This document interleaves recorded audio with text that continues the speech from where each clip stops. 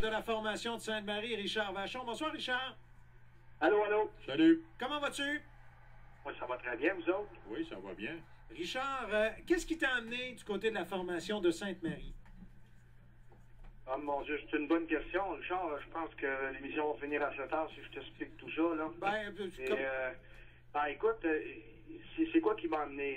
Je dois t'avouer très honnêtement que si je recule il y a à peu près 3 semaines, j'avais même rencontré M. Blais à Saint-Georges et puis on avait discuté ensemble pour voir si j'avais de l'intérêt même à revenir dans la Ligue nord-américaine et puis j'étais très, très, très intéressé à revenir. Et puis on avait Stéphane Roberge ici qui tentait tant bien que mal de repartir la Ligue centrale à Sainte-Marie. Et puis je dois t'avouer, j'ai tombé un petit peu dans l'entre-deux de tout ça, en réflexion.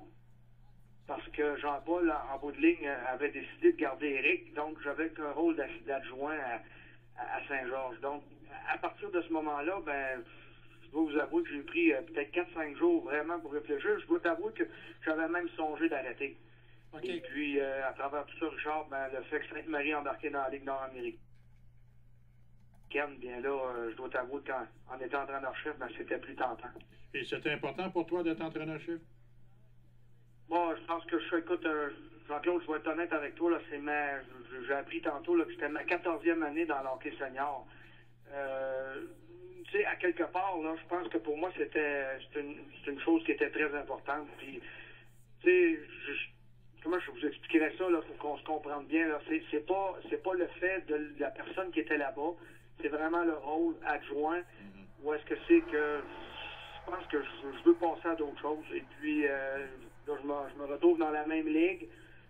J'ai calculé ça tantôt, c'est exactement à 14 km de la maison chez nous. Oui, exactement. Richard, qui seront tes éléments clés du côté de la formation de Sainte-Marie sur vos listes actuellement?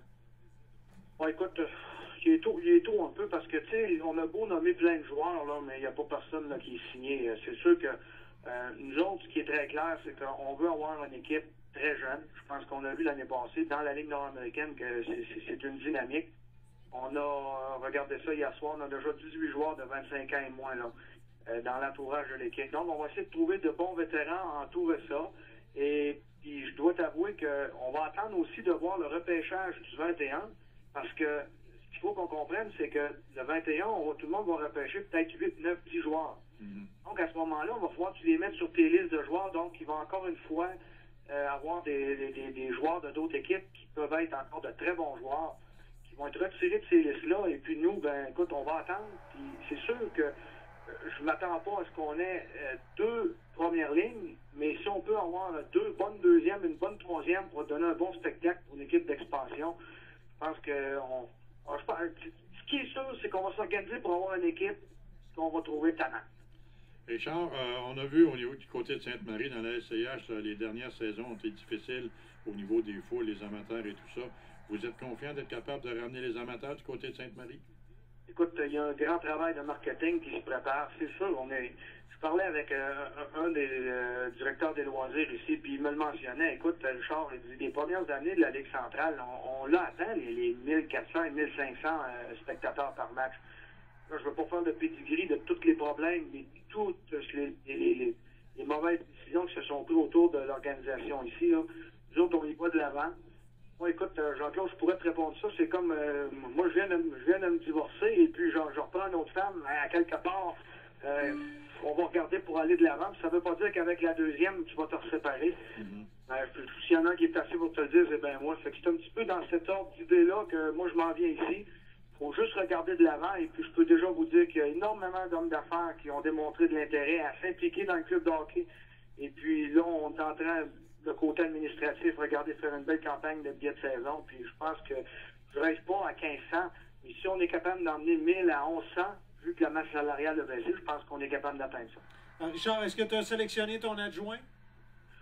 Bon, écoute, actuellement, là, durant la période estivale, on va regarder pour les joueurs. Au pire, j'ai travaillé avec Mike Bisson l'année passée à Pont-Rouge, puis ça a très bien été. Et puis, on va prendre le temps. Je veux vraiment pas de geste de panique d'engager quelqu'un juste pour le fait de le nommer au mois de juin. Okay. Au mois de juin, regarde, on est tous des champions, on est toutes des équipes qui ne feront pas les séries comme nous autres. On est très conscients qu'on ne regarde pas pour le championnat, là.